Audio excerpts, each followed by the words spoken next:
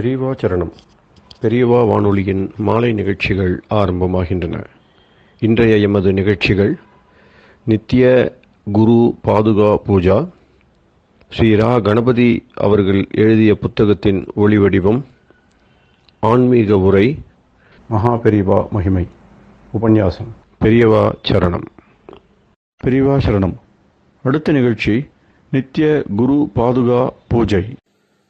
शुक्लां भरदरं विष्णुं शशिवर्णं चतुर्भुजं प्रसन्नवदनं ध्यायेत् सर्वविघ्नोपशान्तये। ममोपात्त समस्त दुरितक्षयद्वारा श्री परमेश्वर प्रीत्यर्थं गुरुप्रसाद सिद्ध्यर्थं गुरुप्रीत्यर्थं गुरुपादपूजाम् अद्य करिष्ये। गुरुर्ब्रह्मा गुरुर्विष्णुर्गुरुर्देवो महेश्वरः गुरुः साक्षात् परब्रह्म तस्मै श्रीगुरवे नमः। अपार करुणासिन्धुं ज्ञानदं शान्तरूपिणं श्रीचन्द्रशेखरगुरुं प्रणमामि मुदान्वहम्। सदाशिवसमारम्भां शङ्कराचार्यमध्यमाम् अस्मदाचार्यपर्यन्तां वन्दे गुरुपरम्पराम्. எல்லோரும் குருவை பெரிவாளை தியானம் பண்ணிண்டு அர்ச்சனை பண்ணுவோம். அஷ்டோத்திரம். பெரியவா அஷ்டோத்திரம் பல அஷ்டோத்திரங்கள் இருக்கு. அதுல எளிமையா சுலபமா எது இருக்கோ அதை நான் இப்ப சொல்றேன். எல்லோரும் இதை கேட்டுண்டே திருப்பி சொல்ல முடிஞ்சுவா சொல்லி சொல்லி பெரிவாளுக்கு பாதத்துல ஒவ்வொரு புஷ்பத்தை அர்ச்சனை பண்ணலாம். ओम श्री कांची कामकोटि पीठाधीश्वराय नमः. श्रीमत् चंद्रशेखरेन्द्र सरस्वती गुरुभ्यो नमः. संन्यासाश्रम शिखराय नमः. काषाय दंडधारिणे नमः. सर्वपीठापहारिणे नमः. स्वामिनाथ गुरवे नमः. करुणासागराय नमः. जगदाकर्षण शक्तिमते नमः. सर्वचराचर हृदयस्थाय नमः. ओम भक्त परिपालक श्रेष्ठाय नमः. धर्म परिपालकाय नमः. श्री जयेन्द्र सरस्वत्याचार्याय नमः. श्री विजयेन्द्र सरस्वती पूजिताय नमः.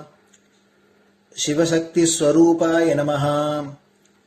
भक्ताभीष्ट प्रदायकाय नमः. ब्रह्मण्य पोषकाय नमः. ब्रह्म विष्णु शिवैक्य स्वरूपाय नमः. कांची क्षेत्रवासाय नमः. कैलाश शिखरवासाय नमः. स्वधर्म परिपोषकाय नमः. चातुर्वर्ण संरक्षकाय नमः. लोकरक्षण संकल्पाय नमः. ओम ब्रह्मनिष्ठापराय नमः. सर्वपापहराय नमः. धर्मरक्षक संतुष्टाय नमः. भक्तार्पितधन स्वीकर्त्रे नमः. सर्वोपनिषत् सारज्ञाय नमः. सर्वशास्त्रगम्याय नमः. सर्वलोक पितामहाय नमः. भक्ताभीष्ट प्रदायकाय नमः. ब्रह्मण्य पोषकाय नमः. नानाविध पुष्पार्चितपताय नमः. रुद्राक्ष क्रीडधारिणे नमः. भस्मोद्दोलित विग्रहाय नमः. सर्वज्ञाय नमः. सर्वचराचर व्यापकाय नमः. अनेक शिष्य परिपालकाय नमः. मनश्चाञ्चल्य निवर्तकाय नमः. अभयहस्ताय नमः. भयापहाय नमः. यज्ञपुरुषाय नमः. यज्ञानुष्ठान रुचिप्रदाय नमः. यज्ञसम्पन्नाय नमः. यज्ञसहायकाय नमः. यज्ञफलदाय नमः. यज्ञप्रियाय नमः. उपमानरहिताय नमः. स्फटिक तुलसी रुद्राक्ष हारधारिणे नमः. चातुर्वर्ण समदृष्टये नमः. ऋग्यजुस्साम अथर्वणादि चतुर्वेद संरक्षकाय नमः. दक्षिणामूर्तिस्वरूपाय नमः जाग्रत् स्वप्न सुषुप्ति अवस्थातीताय नमः कोटिसूर्यतुल्यतेजोमय शरीराय नमः साधुसङ्गसंरक्षकाय नमः अश्वगज गोपूजा निर्वर्तकाय नमः गुरुपादुकपूजातुरन्तराय नमः कनकाभिषिक्ताय नमः स्वर्णबिल्वदलपूजिताय नमः सर्वजीवमोक्षदाय नमः मूकवाक्ताननिपुणाय नमः नेत्रदीक्षादानाय नमः द्वादशलिङ्गस्थापकाय नमः गानरसप्रियाय नमः ब्रह्मज्ञानोपदेशकाय नमः सकलकलासिद्धिताय नमः चातुर्वर्ण्यपूजिताय नमः अनेकभाषासम्भाषण कोविताय नमः अष्टसिद्धिप्रदायकाय नमः ओम श्री शारदामठसुस्थिताय नमः नित्यान्नदानसुप्रीताय नमः प्रार्थनामात्रसुलभाय नमः पादयात्राप्रियाय नमः नानाविधमतपण्डिताय नमः श्रुतिस्मृतिपुराणज्ञाय नमः देवयक्षकिन्नरकिंपुरुषपूज्याय नमः श्रवणानन्दकरकीर्तये नमः दर्शनानन्दाय नमः अद्वैतानन्दभरिताय नमः अव्याजकरुणामूर्तये नमः शैव वैष्णवादिमान्याय नमः श्रीशङ्कराचार्याय नमः दण्डकमण्डलोहस्ताय नमः वीणामृदङ्गसकलवाद्यनाथस्वरूपाय नमः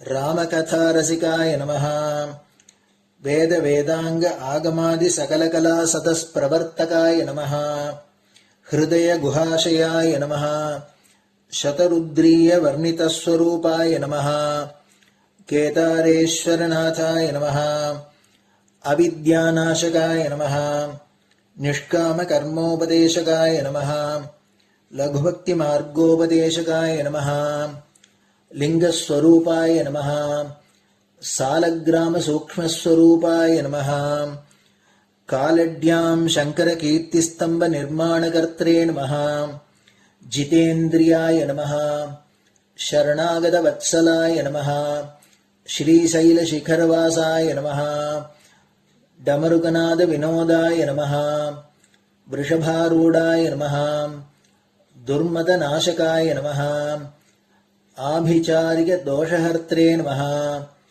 मिताहाराय नमः मृत्युविमोचकशक्त्याय नमः श्रीचक्रार्चनतत्पराय नमः दासानुग्रहकारकाय नमः अनुराधानक्षत्रजाताय नमः सर्वलोकख्यातशीलाय नमः वेङ्कटेश्वरचरणपद्मषट्पदाय नमः श्री महात्रिपुरसुन्दरी समेत श्री चन्द्रमौलीश्वर पूजाप्रियाय नमः श्रीमच्चन्द्रशेखरेन्द्र सरस्वती सद्गुरु परब्रह्मणे नमः गुरुभ्यो नमः परमगुरुभ्यो नमः परमेष्टिगुरुभ्यो नमः परात्परगुरुभ्यो नमः गुरुपरम्पराभ्यां नमः गुरुपादुकाभ्यां नमो नमः.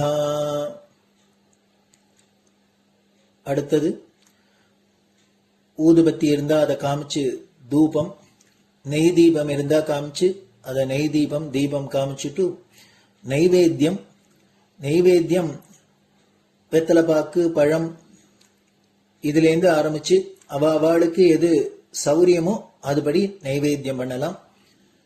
அதுக்கு அடுத்தது கற்பூர ஹாரத்தி பண்ணி எல்லோரும் பிரதட்சிண நமஸ்காரம் பண்ணி பெரியவாள்கிட்ட பிரார்த்தனை பண்ணிண்டு எல்லோரும் க்ஷேமமா இருக்கணும், லோகம் பரம மங்களமா சௌக்கியமா இருக்கணும், எல்லோரும் வியாதி வெக்க இல்லாத ஆயுராரோக்கிய ஐஸ்வர்யத்தோட சாந்தம் அமைதியோட ஞான வைராக்கியத்தோட எல்லோரும் நல்லவர்களாயிருந்து நன்மையை அடையணும்னு பிரார்த்தனை பண்ணி இந்த பூஜையை தினம் செய்யலாம். குரு பிரம்மா குருர் விஷ்ணுர் குருர் தேவோ மகேஸ்வரः குரு சாட்சாத் பரபிரம்ம தஸ்மை ஸ்ரீ குரவே நமஹ. அபார கருணா சிந்தும் ஞானதம் சாந்தரூபிணம் ஸ்ரீ சந்திரசேகர குரும் பிரணமாமி முதான்வகம். சதாசிவசமாரம்பாம் சங்கராச்சாரிய மத்யமாம் அஸ்மதாச்சாரிய பர்யந்தாம் வந்தே குரு பரம்பராம். குரு பாத பூஜை நிறைவடைஞ்சது.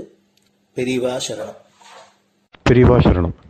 பெரியவா வானொலியில் நேயர்கள் அடுத்து கேட்க இருப்பது ஸ்ரீ ரா கணபதி அவர்கள் எழுதிய புத்தகத்தின் ஒளி வடிவம். அளிப்பவர் ஸ்ரீமதி உமா சங்கர் அவர்கள். தேனினும் இனிய சொல்லான் தீச்சுடர் மேனி கொண்டான் ஊனுயிர்க்கு உயிரதான ஒன்றினைக் கலந்து நின்றான் ஏனினிக் கவலை நெஞ்சே இன்றுனக் அருள் செய்தான் இஞ்ஞானவான் காமகோட்டி நாதனை நம்புவோமே. ஜெய ஜெய சங்கர, ஹரஹர சங்கர. மகாபெரியவாளின் உபன்யாசங்களை ரா கணபதி அண்ணா தெய்வத்தின் குரல் என்ற பெயரில் 7 பாகங்களாக தொகுத்து அளித்ததின் 6ஆம் பாகத்தின் அடுத்த பகுதி சௌந்தர்ய லகரி, ஞானியும் பக்தியும். ஞானி பக்தி கிரந்தம் பண்ணக்கூடாது என்றால் அவன் ஞான கிரந்தமும் தான் பண்ணக்கூடாது என்பேன். இவர்களுடைய வாதத்தின்படி ஞான நூல்களை பண்ணினவர்கள், ஞான உபதேசம் பண்ணினவர்கள் அத்தனை பேரும் ஞானி இல்லை என்றுதான் ஏற்படும் என்பேன். ஏன் இப்படி சொல்கிறேன் என்றால், ஞானி லட்சணம் என்ன? லோகமெல்லாம் மாயை, தங்களை தனித்தனி ஜீவாத்மா என்று ஜனங்கள் நினைத்துக் கொண்டிருப்பதெல்லாம் அஞ்ஞானம் என்று அனுபவத்தில் தெரிந்து கொண்டு இப்படிப்பட்ட லோகத்தையும் அதிலே அஞ்ஞானத்துக்கு ஆஸ்பதமாக இருக்கிற மனசையும் தொலைத்து முழுகிவிட்டு அப்படியே அகண்ட ஆத்மாவில் அத்விதீயமாக எல்லாம் தானாக தனக்கு வேறல்லாமல் இருக்கிறது தானே ஞானி லட்சணம். அப்படிப்பட்டவன் உபதேசம் பண்ணுகிறேன் என்றால், புஸ்தகம் எழுதுகிறான் என்றால், அது ஞான விஷயமான பிரசங்கம் புஸ்தகம் என்றால் கூட எப்படி சரிவரும்? இவனுக்கு வெளியிலே நிஜமாகவே லோகம் இருக்கிறது, இவனுக்கு வேறாக நிஜமாகவே தனித்தனியாக அநேக ஜீவாத்மாக்கள் இருக்கிறார்கள் என்று இவன் நினைத்தால்தானே அப்படி இவனுக்கு வேறாக உள்ள லோகத்தை உத்தரிப்பதற்கும் ஜீவர்களுக்கு ஞானம் தருவதற்கும் இவன் எழுத்து மூலமாகவும் பேச்சு மூலமாகவும் உபதேசம் பண்ண நினைப்பான். இப்படி பார்க்கும்போது அத்தனை ஞானாச்சாரியர்களும் வாஸ்தவத்தில் ஞானி இல்லை என்றுதானே ஆகிவிடும். அந்த மாதிரி சொல்லலாமா?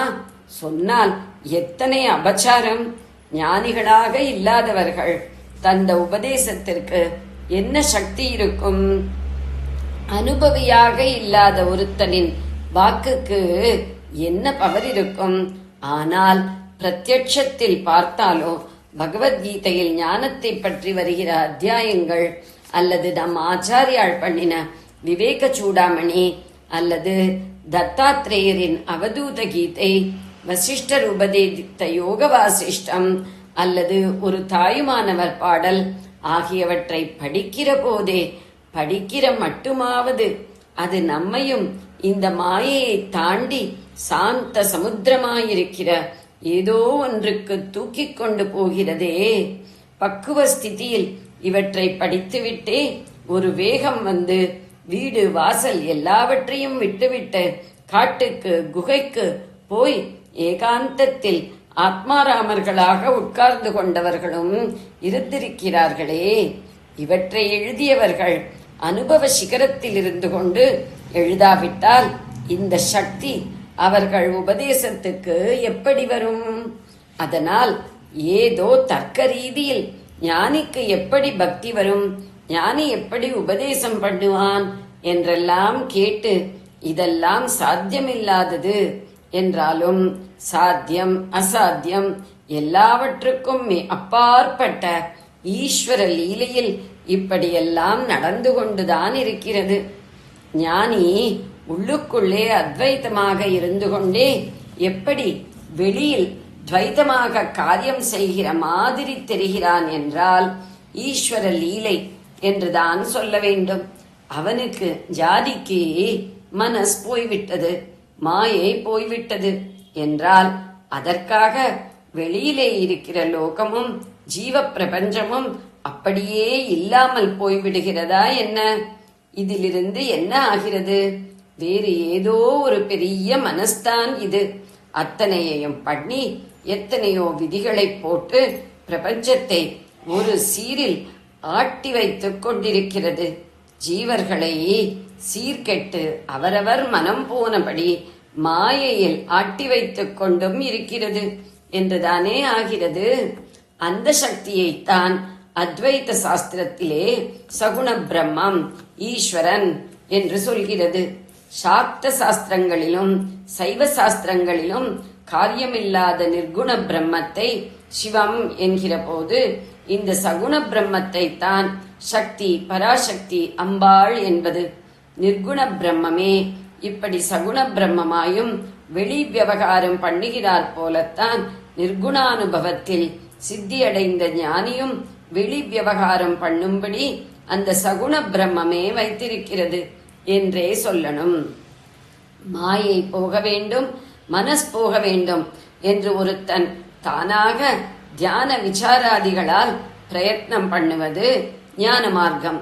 இன்னொரு வழி, அந்த மனசை, அதையும் இத்தனை மாயையையும் பண்ணின பராசக்தியிடம் பக்தியில் அர்ப்பணம் பண்ணுவது. திருடன் கையிலேயே சாவியை கொடுக்கிற மாதிரி லீலா நிமித்தமாக அது இத்தனை மாயை பண்ணினாலும், மனசை ஆட்டு ஆட்டு என்று ஆட்டினாலும் உண்மையில் அது பரம கருணாமயமானது. பிரிந்திருந்த பிறகு சேர்ந்தால்தான் சேருவதின் அருமை தெரியும், பெருமை தெரியும். அப்படி சேர்த்து கொள்ளும்படி ஒரு ஜீவன் பிரார்த்திப்பதில் பக்தியின் ரசமும் பிரார்த்தனையை கேட்டு அதன்படி சேர்த்து கொள்வதில் தன்னுடைய பரம பிரேமையான அனுக்கிரக ரசமும் தெரியும் என்பதற்காகத்தான் பராசக்தி துவைத விளையாட்டு விளையாடுவது. ஆகையால் ஒருத்தன் இதிலிருந்து விடுபட வேண்டும் என்று அவளையே பக்தி பண்ணுகிற போது அவளே ஞானப்பாலை கொடுத்து விடுவித்து விடுவாள். பக்தி என்றாலே அதன் லட்சியம், கோல், பகவானை பிரிந்திருந்து உபாசிக்கும் துவைத பாவம்தான் என்ற தப்பான அபிப்பிராயத்திலேயே ஞானி அத்வைதி எப்படி பக்தி வழியை சொல்லுவான் என்று கேட்கிறார்கள். பகவான் பக்தன் என்று பிரிந்திருந்து உபாசிக்க உபாயமாக இருக்கிற பக்தி வழியில் போகிறவனே, உன்னிடமிருந்து பிரிந்தில்லாமல் ஒன்றாக போய்விட வேண்டும் என்று வேண்டிக் கொள்கிற நிலைக்கும் அந்த பக்தியே அவனை அழைத்துக் கொண்டு போகும் என்பது தெரியாததால் இப்படி சொல்கிறார்கள்.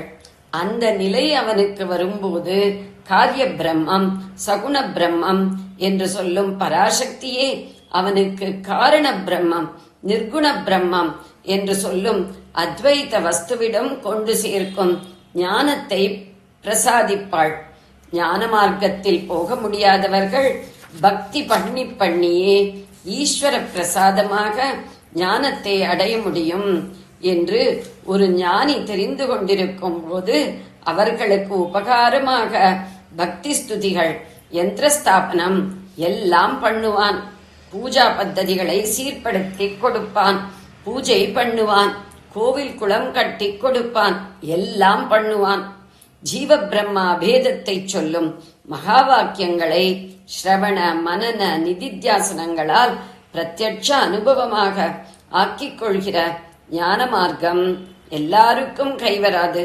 மனஸ் தொலைந்தால்தான் ஆத்மாவை பிரம்மமாக தெரிந்து கொள்ள முடியும் என்றால் அந்த மனசை எதனால் தொலைப்பது என்று தெரிய மாட்டேன் என்கிறது.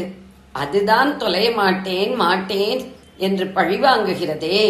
மனசை தொலைக்கிற முயற்சியையும் மனசேதானே செய்கிற மாதிரி இருக்கிறது. அதுவே எப்படி தன்னையே தொலைத்துக் கொள்ள முடியும்? உள்ளங்கையால் இன்னொருவரை அடிக்கலாம், அதையே அடித்துக் கொள்ளச் சொன்னால் எப்படி முடியும்? இப்படி ஒன்றும் புரியாத தசையில் திண்டாடிக் கொண்டிருந்தாலும் இத்தனை மனஸ்களையும் பண்ணிவிட்டிருக்கிற ஒரு பெரிய சக்தி இருக்க வேண்டும் என்று புரிகிறதோ இல்லையோ? எனவே நாமே நம் மனசை அடக்கிக் கொள்கிற பிரம்ம பிரயத்தனத்தை விட்டுவிட்டு சாட்சிக்காரன் காலில் விழுவதை விட சம்மன்காரன் காலிலேயே விழலாம் என்று அந்த பராசக்தியின் காலிலேயே போய் விழுந்தால் அவளே இந்த மனசை அடக்கி விடுவாள். அதற்கான ஞானத்தை அனுகிரகித்து விடுவாள்.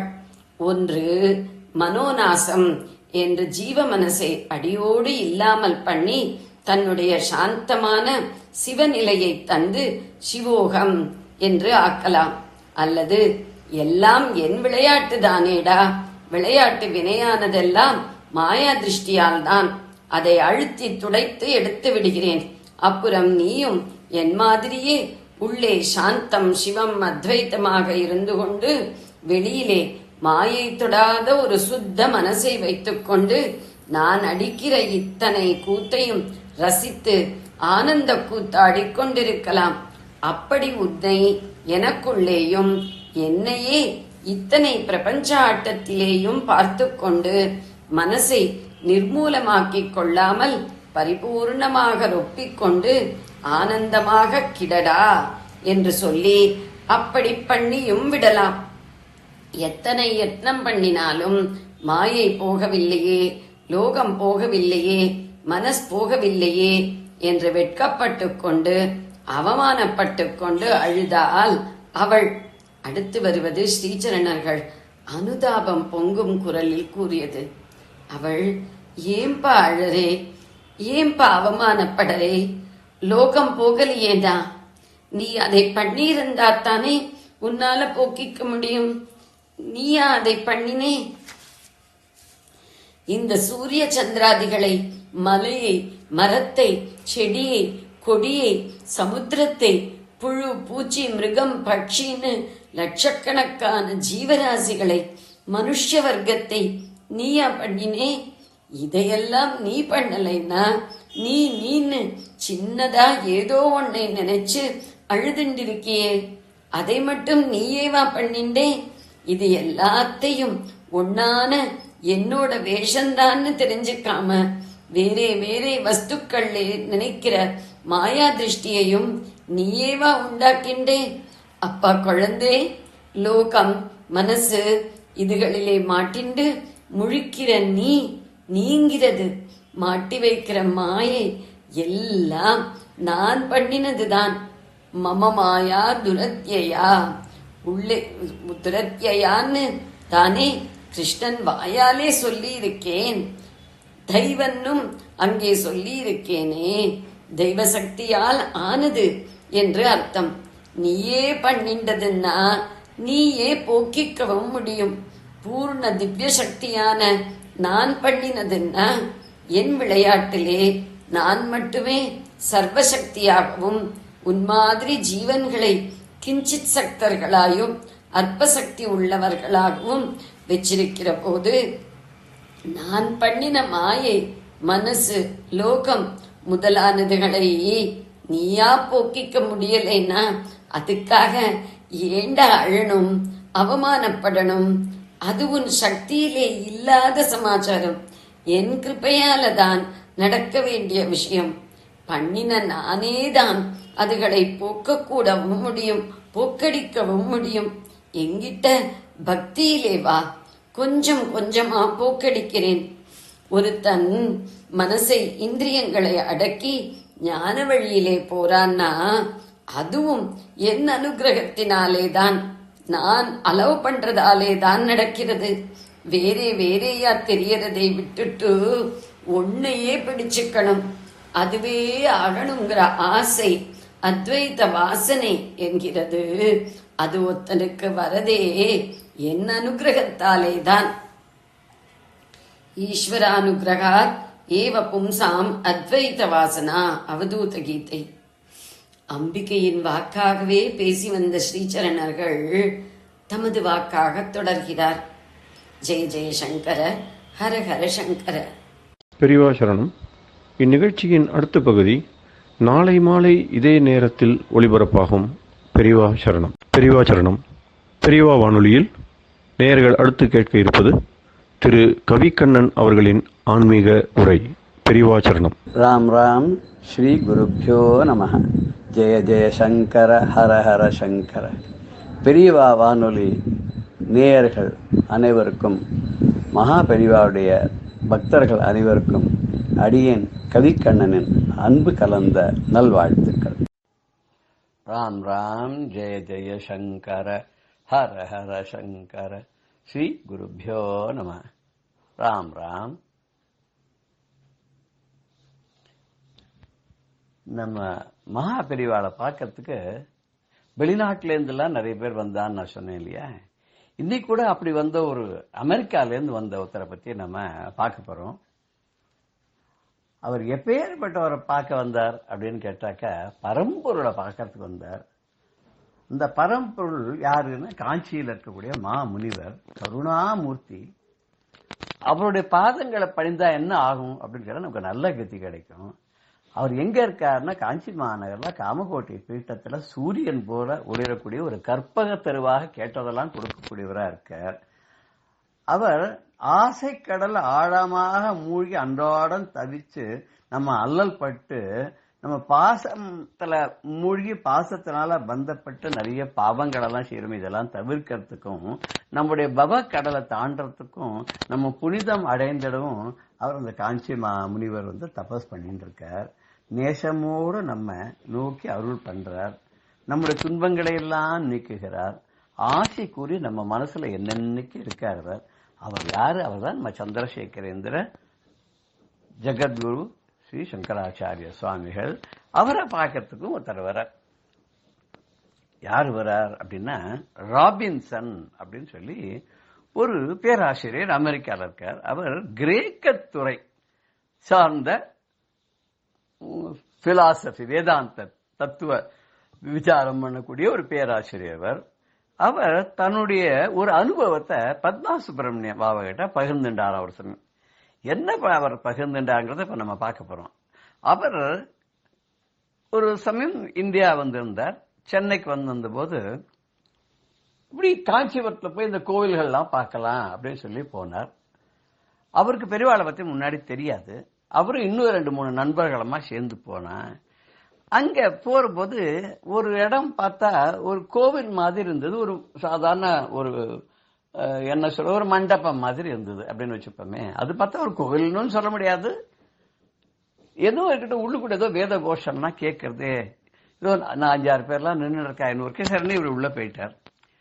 உள்ள போனோடனே அங்க ஒரு சைடுல கைத்து கட்டுல மகாபெரிவா உட்கார்ந்துட்டு இருக்கா.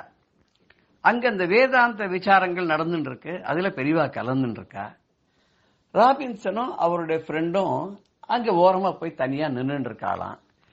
நின்றுட்டு இருக்கும்போது கொஞ்ச நாளைக்கெல்லாம் இவரை பார்த்தவர் ராபின்சனை கூப்பிடுறாரு கிட்ட, இங்க வா கிட்டன்னு. ராபின்சன் கிட்ட போனோடனே நீ மாத்திரம் இங்க வா அப்படின்னு சொல்லி கூப்பிடுறாரு. ரொம்ப நேரம் அவர்கிட்ட இந்த வேதாந்த விசாரங்கள்லாம் இவாலாம் பண்றாளே இதெல்லாம் உனக்கு புரியுதான்னு கேட்டோம். அவர் சொன்னார், எனக்கு சம்ஸ்கிருதம் தெரியும் கொஞ்சம், அதனால இவ பேசுறதெல்லாம் என்னால புரிஞ்சுக்க முடியறது. சரி இதெல்லாம் நீ கேட்கறியே, இதனால உனக்கு என்ன பிரயோஜனம்னு அவர் சொன்னார். நான் கிரேக்க வேதாந்தம் படிச்சிருக்கேன், அது மாதிரி ஜெர்மன் வேதாந்தம் படிச்சிருக்கேன். இப்படி பல பேருடைய புஸ்தகங்கள் இந்தியாவிலேயே கூட நான் நிறைய பேருடைய இதெல்லாம் படிச்சிருக்கேன். இதெல்லாம் கம்பேர் பண்றதுக்கு எனக்கு ரொம்ப உபயோகமா இருக்கு, ரொம்ப சௌரியமா இருக்கு அப்படி சொன்னாராம். பெரியவா ரொம்ப நேரம் அவரோட ஆராய்ச்சி கட்டுரைகள் எல்லாம் பத்தி விவாதிச்சு சில அவருக்கே தேவையான சில விஷயங்கள், அவருடைய ஆராய்ச்சிக்கு உபயோகமா இருக்கக்கூடிய பல விஷயங்களை நம்முடைய சனாதன தர்மத்திலும் நம்ம வேதத்திலையும் நம்முடைய வேதாந்த தத்துவங்கள் உள்ள புஸ்தகங்களையும் உபனிஷத்துகளையும் என்னன்னு இருக்கோ இதெல்லாம் அவரோட அளவலாவே எல்லாம் பேசி அவருக்கு பிரசாதம் கொடுத்து அனுப்பிச்சாராம். இதை ரொம்ப சந்தோஷத்தோட அவர் பத்மா சுப்பிரமணியத்திட்ட சொல்லிட்டு அது கிட்டத்தட்ட 1994 இதை பேசுறார் அவர். நான் மறுபடியும் இந்தியாவுக்கு வரேன், எப்ப வரேன்னு. நான் வரேன், இப்ப சமீபத்தில் வரப்போறேன். இந்தியாவுக்கு வந்தவர் சென்னைக்கும் வந்தார். சென்னைக்கு வந்தோடனே பத்மா சுப்பிரமணியம் இருக்காளே அவளுக்கு ஒரு போன் பண்ணேன். போன் பண்ணிட்டு அவட்ட கேட்கிற மாதிரி, எனக்கு ஒரு நாளைக்கு காஞ்சி மகா சுவாமிகளுடைய தரிசனம் ஆச்சு கனவுல. அந்த கனவுல வந்த பெரியவா என்னோட கொஞ்ச நாளைக்கு பேசிட்டு பாய் பாய் அப்படின்னு சொல்லிட்டு கிளம்பி போயிட்டா.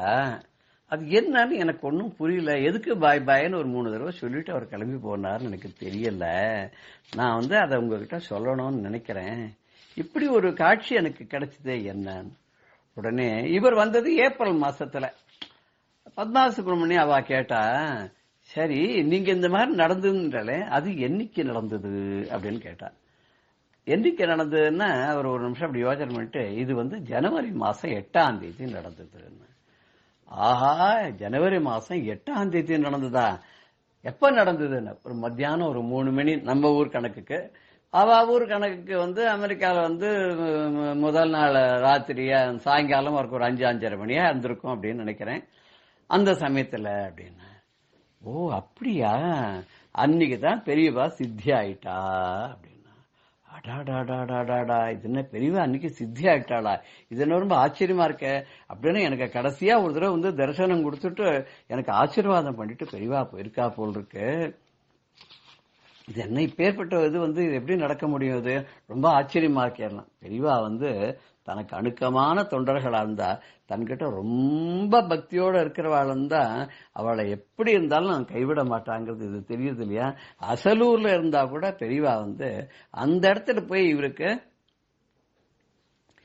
தரிசனம் கொடுத்ததோட இல்லாத அவகிட்ட வந்து பாய் அப்படின்னு சொல்லிட்டு போறான்னு அர்த்தம்.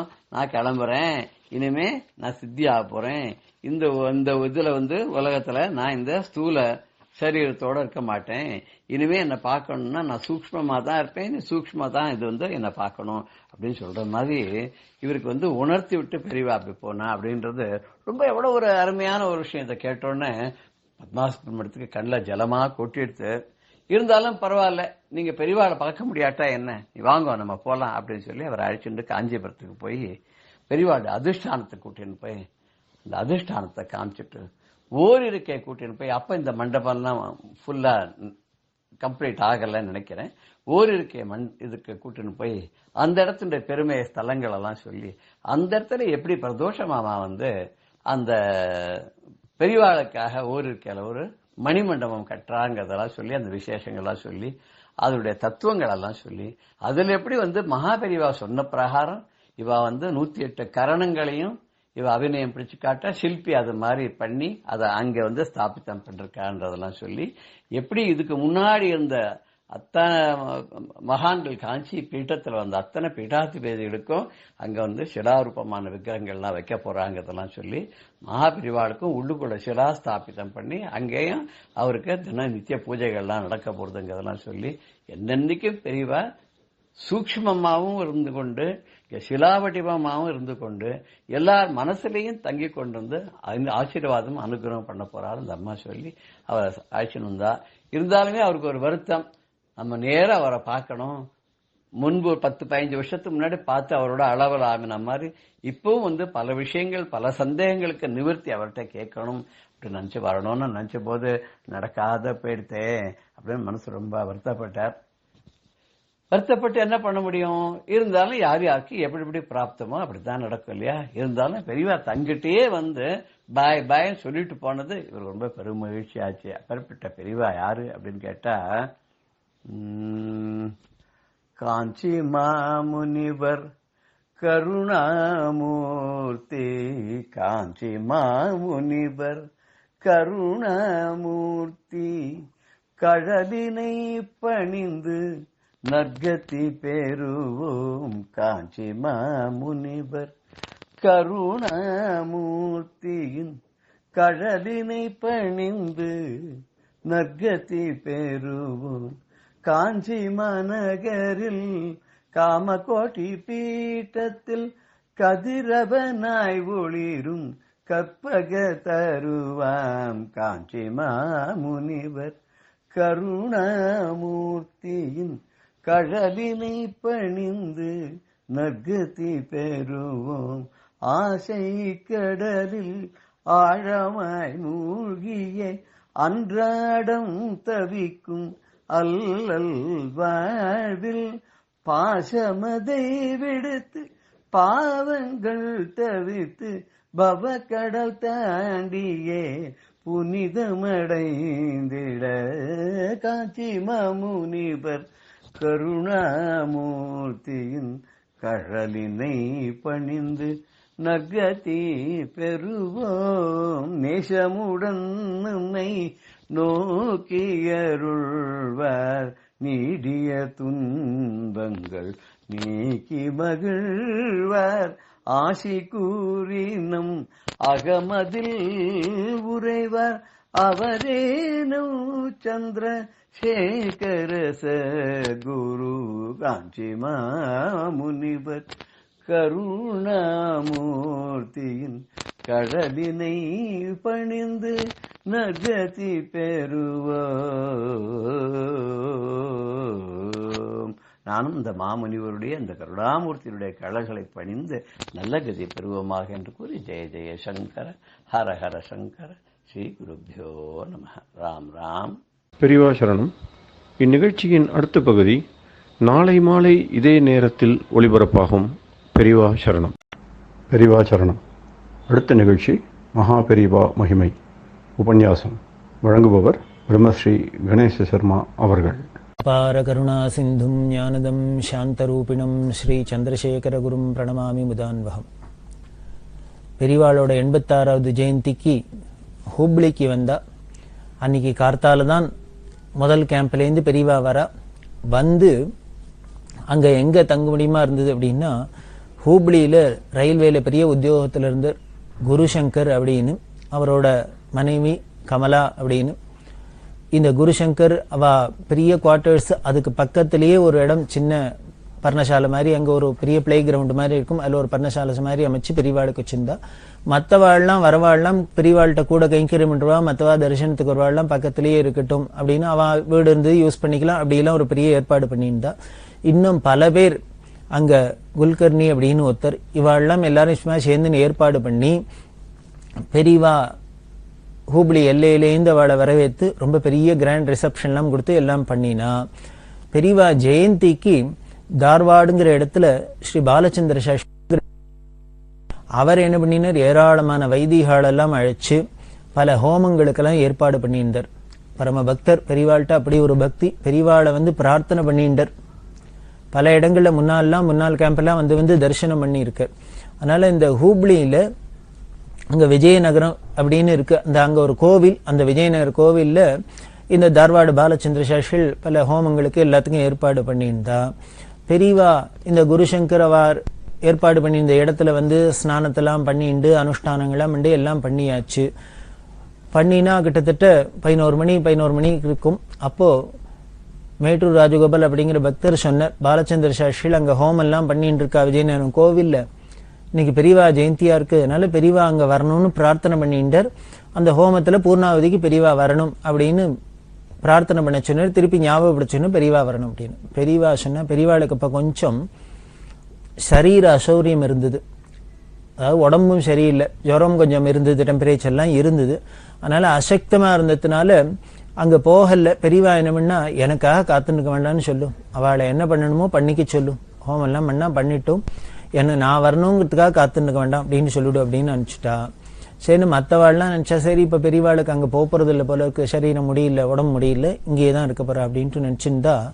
கிட்டத்தட்ட 12 மணி இருக்கும். 12 மணிக்கு என்ன பண்ணினா, எந்த இடத்துல நடக்கிறது அங்க போகலாம் அப்படின்ட்டு கிளம்ப ஆரம்பிச்சுட்டா. தண்டத்தை தூக்கிட்டு ரிக்ஷா எங்க அப்படின்னு கிளம்ப ஆரம்பிச்சுட்டா. இப்படி பெரியவா கிளம்ப ஆரம்பிச்சோன்னு உடனே கூட இருக்கிறவெல்லாம் பார்த்துட்டு இந்த குருசங்கர் அவளுக்கெல்லாம் ஃபோன் பண்ணி, பெரியவா அங்க வரதா இருக்கா, எப்படி வரணும் என்ன வரணும் நீங்க வழி காமிங்கோ, எல்லாம் ஏற்பாடு பண்ணுங்க, உங்க ரெடியா இருங்க அப்படின்ட்டு. ஒரு 12 மணி வாக்குல அந்த இடத்துக்கு பெரியவா விஜயம் பண்ண கூட இருந்தவாளுக்கெல்லாம் ஒரே சந்தோஷம். தார்வாடு பாலச்சந்திர சாஸ்திரிகளுக்கு பரம சந்தோஷம். எல்லாரும் வசோர்தார பூர்ணாகுதி எல்லாத்தையும் வெகு விமர்சையா பண்ணினா. பெரியவாளும் எல்லாத்தையும் இருந்து தரிசனம் பண்ணிட்டா. கூட்டமோ கட்டுக்கடங்காத கூட்டமா இருந்தது, கிலோமீட்டர் கணக்கில் கூட்டம் இருக்கு. எல்லாம் உள்ள வெளியில எல்லா இடத்துலயும் ஒரே ஜன வெள்ளமா ரொம்பி கிடந்தது. அதனால இப்படி பெரியவாளை எல்லாரும் கியூல எல்லாம் தரிசனம் பண்ண முடியாது போல இருந்தது அந்த சமயம். அதனால என்ன பண்ணினா, பெரியவாளே எல்லா இடத்துக்கும் சுத்தி சுத்தி எல்லாரையும் உட்கார சொல்லிவிட்டு அவாவா இருக்கிற இடத்துல அப்படியே உட்கார சொல்லிட்டு தான் இங்கேயும் அங்கேயுமா சுத்தின்னு எல்லாருக்கும் தரிசனம் கொடுத்து எல்லாம் பண்ணினா. இப்படியே இந்த பூர்ணாவதி ஆச்சு. அப்புறம் பெரியவா பிரசாதத்தை எடுத்துனா, தீர்த்தத்தை பரோஷணம் பண்ணிண்டா. அதுக்கு மேல பக்கத்துல இன்னொரு இடத்துல என்ன பண்ணா, இந்த நாகலட்சுமி அம்மா அது மாதிரி பெரியவாள்கிட்ட கைங்கரியம் பண்றவா பல பேர்லாம் சேர்ந்துட்டு இவா எல்லாமும் சில பேர்லாம் மெட்ராஸ்லேருந்து போனவாள்லாம் பெரியவா ஜெயந்திக்கு சில ஹோமங்களுக்கெல்லாம் ஏற்பாடு பண்ணியிருந்தா. அது ஒரு இடத்துல இருந்தது. அந்த பிரசாதம்லாம் வந்தது. எல்லாத்தையும் எடுத்துட்டா பெரியவா. எல்லாம் முடிஞ்சதுன்னா ஒரு வழியா இந்த ஹோமங்கள்லாம் பூர்த்தியாகி பிரசாதம்லாம் எடுத்துண்டு எல்லாம் ஆனோன்னு பெரியவாளுக்கு டயர்டா இருந்தது. அந்த இடத்துலயே அந்த மண்டபத்திலேயே அப்படியே படுத்துனுட்டா. அந்த மண்டபத்துல ஒரு தட்டியெல்லாம் வச்சு மறைச்சு ஒரு சின்ன இடம் மாதிரி இருக்கு, அதுல போய் படுத்துனுட்டா. ஆனா கூட்டமானா படுத்துக்க விடல. எல்லாரும் வந்து தரிசனம் பண்றதுக்கு வரா, எட்டி எட்டி பாக்குறா. இந்த கூட்டம் கட்டுக்கிடங்காத இந்த தட்டியெல்லாம் கிழிச்சுண்டு எட்டி பார்க்க ஆரம்பிச்சுட்டா. இப்படி இருந்தா என்ன பண்றதுன்னு புரியல. பெரியவாளால படுத்துக்க முடியல. உடனே ஏந்துண்டு நாலா பக்கம் தரிசனம் கொடுக்க ஆரம்பிச்சா. இங்க போனா அங்க போனா இப்படியே தரிசனம்லாம் கொடுக்க ஆரம்பிச்சா. நல்ல மத்தியானம் வெயில், படபடைக்கிற வெயில். வைகாசி மாசம்னா எப்படி இருக்கும் வெயில், கொளுத்தும். அந்த சமயத்துல பெரியவா நடந்து இந்த தன்னோட யதாஸ்தானத்துக்கு வந்தா. இது பாக்குறவாளுக்கு கைங்கரியம் பண்றவாளுக்கெல்லாம் ரொம்ப வருத்தமா இருந்தது. ஏதோ இங்கேருந்து அந்த கோவிலுக்கு பூர்ணாவதிக்கு போனா சரி, அங்கேயான சித்த படுத்து எடுத்துனுட்டு ரெஸ்ட் எடுத்துனுட்டு சாயந்தரம் வெய்யத்தாழ திரும்பி வரலான்னா அங்கேயும் இருக்க விடாத ஜனங்கள் இப்படி விரட்டி அடிச்சாப்புல ஆயிடுத்து. திரும்பி வர முடியுமா ஆயிடுத்து அப்படின்னு. அப்படி வந்த பெரியவா சரி இங்க வந்தாலான்னு ஏதானே ரெஸ்ட் எடுத்துக்க முடிஞ்சதான்னா அதுதான் இல்லை. ராத்திரி 9:30 மணி வரைக்கும் கூட்டம் வந்துட்டே இருக்கு. கிட்டத்தட்ட 10 மணி ஆயிடுத்து. தரிசனத்துக்கு கூட்டம் வந்துட்டே இருக்கு. தரிசனம் கொடுத்து மாளல்ல. அப்படி எல்லாம் இருக்கிறது ஒரு வழியா 10 மணிக்கு என்ன பண்ணா, பெரியவாள்கிட்ட கைங்கரியம் இந்த வேதபுரி சாஷில் இந்த ரமேஷ் பட்டு அவ 2 பேரும் தரிசனத்துக்கு வந்தா. இவன் ஏன் வந்தான்னா முன்னாலேயே சொன்னோம், ஓடாச்சேரி சுவாமிகள்ங்கிறவருக்கு காலு அடிபட்டு கீழே விழுந்து பிராக்சர் ஆயிடுத்து. அவரை ஹூப்ளியில ஆபரேஷனுக்கு வைத்தியத்துக்காக ஆஸ்பத்திரியில சேர்த்திருக்கா. அதுக்கு இவ 2 பேரும் கைங்கரியம் பண்ண வந்திருக்கான்னு. அங்க ஆஸ்பத்திரியில இருந்த இந்த வேதபுரி சாஷன் ரமேஷ் பட்டுக்கு என்ன ஆசைன்னா, இன்னைக்கு ஜெயந்தியா இருக்கு, போய் பெரியவாளை போய் ஒரு 8 தரிசனம் பண்ணிட்டு வந்துடலாம் அப்படின்ட்டு கிளம்பி வரலான்னா இந்த விஷயத்த சொன்னா அவர் அழுதுன்னு, பெரியவா ஜெயந்தியா இன்னைக்கு நானும் தரிசனம் பண்ணணும், எனக்கும் தரிசனம் கிடைக்கணும், என்னையும் அழிச்சுன்னு போங்கிற. இவ வேதபுரி சாஷிலாம் பார்த்தா இவரோ ஆஸ்பத்திரியில ஆபரேஷனுக்கு அட்மிட் பண்ணிருக்கு. இவர் எப்படி அழிச்சுன்னு வருது? அவரானா புரியாத முடிக்கிற, நானும் பெரியவா ஜெயந்தி இன்னைக்கு தரிசனம் பண்ணணும்னு. அப்புறம் வேதபுரி சாஷி, நாங்க முதல்ல போறோம், பெரியவாள்கிட்ட போய் சொல்றோம், பெரியவா அப்புறம் எப்படி உத்தரவு பண்றாளோ அதுபடி உங்களை பண்றோம் அப்படின்னு. உடனே இங்க தரிசனத்துக்கு வந்து பெரியவாள்கிட்ட இதை சொன்னா, ஏகாம்பரத்திட்ட சொல்றா பெரியவா, அப்ப சுவாமிகளை அழிச்சுன்னு வரத்துக்கு ஏற்பாடு பண்ண, ஒரு எப்படியான ஆஸ்பத்திரியிலேருந்து அழிச்சுன்னு வா, அவர் பார்க்கணும்னு ஆசைப்படுறார், அவர் அழிச்சுன்னு வான்னு. ஸ்ரீகண்டன் கைங்கரிமண்டர் அவர் சொன்னார், என்னடா அது வம்பா போச்சு, ராத்திரி 10 மணி ஆயிடுது, 10 மணிக்கு மேல ஒரு ஆபரேஷனுக்கு அட்மிட் பண்ணி ஆஸ்பத்திரியில வச்சிருக்கிறவாளை வெளியில அனுப்புவாளா, எப்படி அழிச்சுன்னு வருது? அந்த சுவாமிகள் தான் இப்படி ஆசைப்படுறாரு, குத்தடிக்கிறான்னா பெரியவாளு இப்படி சொல்றாளே அப்படின்னு கவலைப்பட்டு இருக்கிறது. என்ன பண்றதுல பெரியவா சொல்லியாச்சு. உடனே இந்த குருசங்கரவர்ட்டு சொல்லி, இந்த குல்கர்ணி அப்படிங்கிறவர்கிட்ட சொல்லி, ஆஸ்பத்திரியில சொல்லி, அங்கேருந்து ஒரு ஆம்புலன்ஸை வச்சு சில டாக்டர்ஸோட எல்லாத்தோடையும் வேனோட அழிச்சுன்னு வந்துட்டா. கிட்டத்தட்ட 11 மணிக்கு வேன் வந்து நிக்கிறது. இந்த சுவாமிகள் டாக்டர் எல்லாம் சொல்லிட்டா, வேனை விட்டு இறங்கப்படாது, அப்படியே நாங்க ஸ்ட்ரக்சர்ல படிக்க வச்சு இருக்கோம், அப்படியே இருக்கணும் அப்படின்ட்டு. உடனே அவரை சாட்சி உட்காத்தி வைக்க, பெரியவா என்ன பண்ணா வேனுக்கு வந்தா. வேனுக்கு வந்து அவருக்கு தண்டத்தோட வந்து தரிசனம் எல்லாம் கொடுக்க, அவர் ஒரே உணர்ச்சி வசப்பட்டு அழறர். அவர் பெரியவாள்கிட்ட பிரார்த்தனை பண்ணிட்டார், எனக்கு ஆபரேஷன்லாம் வேண்டாம், என்னை உடனேயே இப்பயே பெரியவா மோட்சத்துக்கு அனுப்பிச்சுடணும், எனக்கு அனுகிரகம் பண்ணின்னு, எனக்கு அனுகிரகம் பண்ணி என்னை மோட்சத்துக்கு அனுப்பிச்சுடணும், எனக்கு ஆபரேஷன் பண்ணி எனக்கு ஒன்றும் பண்ணப்படாது, பெரியவா அனுகிரகம் பண்ணும் அனுகிரகம் பண்ணு அழுதர். உடனே பெரியவா சிரிச்சுட்டே அவருக்கு எல்லாம் ஒன்றும் இல்லை, எல்லாம் என்ன நடக்கிறதோ நடக்கட்டும், எல்லாம் சௌரியமாயிடும், கவலைப்படாத போயிட்டு வா, அவள் டாக்டர்ஸ் என்ன சொல்கிறாளோ என்ன பண்ணுறாளோ படி பண்ணிக்கோ அப்படின்னு சொல்லி அனுப்பிச்சா. அந்த வாக்கு என்ன ஆச்சு அப்படின்னர், இவர் சுவாமிகளோட நிலைமையும் பார்த்து கூட இருக்கிறவாள்லாம் என்ன பண்ணிட்டா, சரி சுவாமிகளை கடைசி காலம் வந்துருத்தோ, பெரியவாள்கிட்ட வேற மோட்சத்துக்கு அனுப்பிச்சணும், மோட்சத்துக்கு பிரார்த்தனை பண்ணியிருக்கார், அதனால இனிமேல் ரொம்ப நாள் இருக்க மாட்டாருக்கும் அப்படின்னு ஒரு ஸ்திதியை பார்த்துட்டு இவாள்லாம் கணக்கு பண்ணினா, அனுமானம் பண்ணா. ஆனால் பெரியவா என்ன பண்ணினா, அதெல்லாம் ஒன்றும் இல்லை, எல்லாம் சௌரியமாடும் அப்படின்னு வாக்கால ஆசீர்வாதம் பண்ணியிருக்கா இல்லையா, அது பலிச்சுது. அதுக்கப்புறம் இந்த சுவாமிகளுக்கு ஆப்ரேஷன் ஆகி அதுக்கப்புறம் 4 வருஷத்துக்கு மேலே இருந்தர். காஞ்சிபுரம் எல்லாமும் கூட யாத்திரையில் வந்து அதுக்கப்புறம் வாலாஜாபேட்டைங்கிற இடத்துல தான் இந்த சுவாமிகள் இருந்து சித்தியானர் அப்படின்னு இந்த ஓடாச்சாரி சுவாமிகளோட கதை போகிறது. எதுக்கு அப்படின்னா, உடம்பு முடியறதோ முடியலையோ யாரா இருந்தாலும் சரி, பெரியவா தரிசனம் அப்படின்னா அப்படி ஒரு ஆனந்தம் இருக்கும். எப்பாடுபட்டாவது அதை பார்த்தோன்னும் பெரியவாளை பார்த்தோன்னும் பெரியவா கிட்ட போயிடணும் அப்படின்னே நம்ம மனசு அதுலேயே லயிச்சு இருக்கிறாப்புல இருக்கும். அப்படிதான் அங்க இந்த ஹூப்ளியில பெரியவா ஜெயந்தி நடந்தது. இப்படி பெரியவா ஜெயந்தி அப்படின்னாலே யாரு ஞாபகம் வருதுன்னு, பிரதோஷ வெங்கட்ராமின்னு சொல்லக்கூடிய பிரதோஷ மாமா தான் ஞாபகம் வருது. பெரியவா ஜெயந்திய பிரதோஷ மாமா கொண்டாடின்னு இருக்கிறாப்புல யாராலையும் உலகத்துல பண்ண முடியுமா அப்படின்னு சந்தேகமா இருக்கும். அப்படி ஒரு விமர்சையா பண்ணுவோம். அதுக்கு காரணம் பெரியவாளே பகவத்பாதா ஜெயந்தி எப்படி பண்ணணும்னு சொல்லி காமிச்சா. ஒரு குருன்னு இருந்தா, ஆச்சாரியாள் இருந்தா அவளோட ஜெயந்தி எப்படி இல்லாம கொண்டாடணும்னு பெரியவா பல விஷயங்கள் சொன்னான்னு முன்னாலே சொல்லியிருக்கோம். அதுபடியே அந்த பெரியவா ஆச்சாரியாளுக்கு பண்ணணும்னு சொன்னத்தையே தான் நம்ம ஆச்சாரியாளான பெரியவாளுக்கும் பண்ணணும் அப்படின்னு மாமா திருடமா தீர்மானமா இருந்து வசதி இல்லையோ அதுல பெரியவா அனுகிரகம்ங்கிறது ஒவ்வொரு க்ஷணத்திலையும் நிதர்சனமா பார்க்கலாம். அப்படி பண்ணி பெரியவா ஜெயந்திய கொண்டாட முடியுமா? அப்படி அந்த பிரதோஷ மாமாக்கு ஆசை என்ன அப்படின்னா, ஊருக்கு ஊரு, பேட்டைக்கு பேட்டை, வீட்டுக்கு வீடு, தெருக்கு தெரு பெரியவா ஜெயந்தி எல்லாரும் கொண்டாடணும். எப்படி ராமநவமி, கோகுலாஷ்டமி, நரசிம்ம ஜெயந்தி, விநாயக சதுர்த்தி, நவராத்திரி, தீபாவளி இப்படி எல்லாம் கொண்டாடுறோமோ அது மாதிரி பெரியவா ஜெயந்தி வீட்டுக்கு வீடு எல்லாரும் கொண்டாடணும் அப்படின்னு ஆசைப்படுவா. அவசியம் தானே, இது கொண்டாட வேண்டிய விஷயம் தானே. பெரியவாங்கிற ஒரு அவதாரம் மட்டும் நடக்காத இருந்திருந்ததுன்னால் உலகத்துல நாம் எல்லாம் இவ்வளவு சாந்தமா இருக்க போறோமா, அமைதியா இருக்க போறோமா, நமக்கெல்லாம் சத்கதி கிடைக்க போறதா, வேதம் இருந்திருக்குமா, சாஸ்திரம் இருந்திருக்குமா, தர்மம் நிலைச்சு இருந்திருக்குமா, உலகத்துல சுபீட்சம் இருந்திருக்குமா? அதனால இது அத்தனைக்கும் காரணம் பெரியவா அவதாரம் பண்ணத்தினால. அதனால உலகத்திலேயே கொண்டாட வேண்டிய ஒரு முக்கியமான விஷயம் அப்படின்னா, கொண்டாட வேண்டிய ஒண்ணு அப்படின்னா அது பெரியவா ஜெயந்தி தான் அப்படின்னு தீர்மானமா இருக்கலாம்.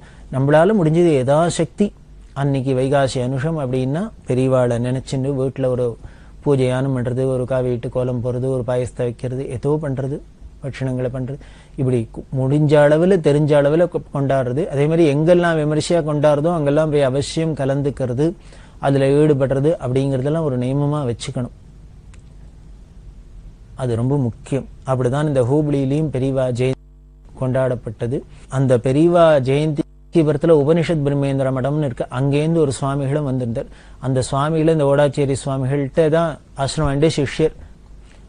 அவர்கிட்ட நமஸ்காரம் பண்ண சொல்லி எல்லாம் பண்ணிவிட்டு பெரியவா ஒரு வழியா விசிராந்திக்கு போனா. இந்த உபனிஷத் பிரம்மேந்திராள் யாரு, அந்த மடம் என்ன அப்படின்னு அவசியம் தெரிஞ்சுக்கணும் அப்படின்னு சொன்னோம். காஞ்சிபுரத்துல கைலாசநாதர் கோவில் போற வழியில உபனிஷத் பிரம்மேந்திராள் ஆசிரமம்னு ஒண்ணு இருக்கு. காஞ்சிபுரத்துல ஒரு மகான் இருந்தார், ஒரு சன்னியாசி. அவருக்கு உபனிஷத் பிரம்மேந்திராள்னு பேரு. காரணம், நமது சனாதன மதத்துல வேதத்துல 108 உபனிஷத்து அப்படின்னு ஒரு கணக்கு சொல்றா. அந்த 108 உபனிஷத்துக்கும் பாஷ்யம் பண்ணி இருக்கார். அந்த உபனிஷத்துக்கு 108 உபனிஷத்துக்கும் பாஷ்யம் பண்ணது ஒருத்தர் தான், இந்த சுவாமிகள் தான், இந்த அத்வைத சன்னியாசி தான். அதனாலேயே அவருக்கு பேர் உபனிஷத் பிரம்மேந்திராள்னு பேரு. அவர் மந்திர சித்தி எல்லாம் உடையவர். அவரோட தன்னோட ஆசிரமத்துல என்ன பண்ணின, இந்த காஞ்சிபுரத்துல ஒரு ராம யந்திரம் பிரதிஷ்டை பண்ணிருக்கார். கருங்கல்லிலே ராமரோட யந்திர பிரதிஷ்டை பண்ணியிருக்கார். பண்ணிட்டு அங்க வேற ஒண்ணு மூலஸ்தானத்துல இந்த ராமர் யந்திரம் தான் இருக்கும். எய்தாப்புல கையை கட்டி வாயை பொத்திண்டு ராமதாசனா ராமபக்தனா ஆஞ்சநேய சுவாமி இருப்பார். அந்த ராமரும் இந்த ராம யந்திரமும் இந்த ஆஞ்சநேய சுவாமியும் பரம வரப்பிரசாதி, மகாசக்தி தபஸ் உள்ளவர். என்ன மகா தபஸ்வினால பிரஷ்ட பண்ணத்தினால அப்படி இருக்கிறதே.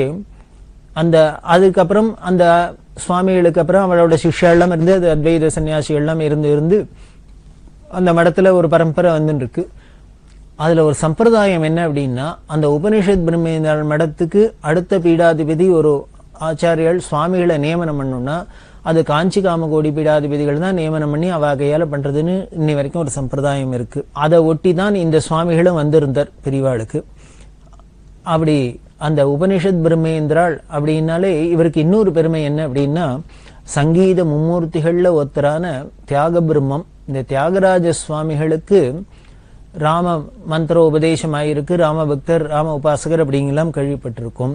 அவளுக்கு இந்த ராமநாம உபதேசம்லாம் ஆனது இந்த உபனிஷத் பிரம்மேந்திராள்டேந்து.